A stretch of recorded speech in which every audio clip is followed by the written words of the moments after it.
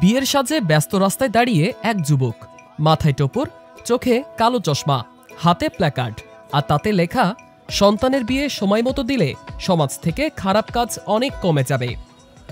সন্তানের বিয়ে সময় মতন দিলে সমাজ থেকে খারাপ কাজ অনেক কমে যাবে।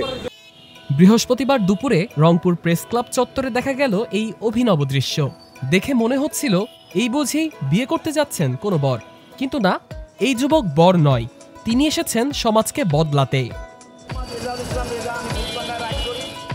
যুবকের নাম মোহাম্মদ রেজাউল ইসলাম রেজা, রংপুর নগরীর কুকরুল এলাকার বাসিন্দা। সমাজে নানা অনিয়ম, অসঙ্গতি নিয়ে তিনি প্রায় ব্যতিক্রমীভাবে সচেতনতামূলক প্রচারণা চালান।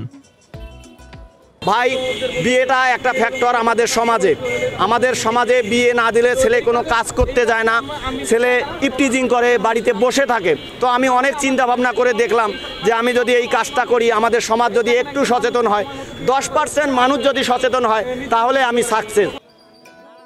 প্রেস ক্লাবের সামনে দাঁড়িয়ে তিনি পথচারীদের ডেকে বলছেন, সমাজে অনেকে তরুণ বয়সে ইফটিজিং, মাদক, বেকারত্বে হতাশা সহ নানা খারাপ কাজে জড়িয়ে পড়ে।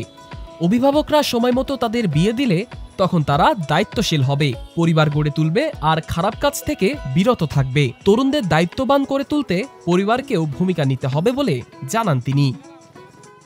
একটা ছেলের কিছু নাই, আপনার মেয়ের সাথে বিয়ে দিয়ে একটা দোকান ধরে দেন, ছেলেটা আপনাকে নিজের সন্তানের ছেলের চেয়েও বেশি ভালোবাসবে। আমি মনে করি যে আমরা সবাই চাইলে এটা সম্ভব। তার এই বক্তব্যে থেমে যান পথচারীরা, কেউ ভিডিও করছেন, কেউ শুনছেন মনোযোগ দিয়ে। উপস্থিতদের অনেকেই প্রশংসা করছেন রেজার ভাবনা ও সাহসিকতায়।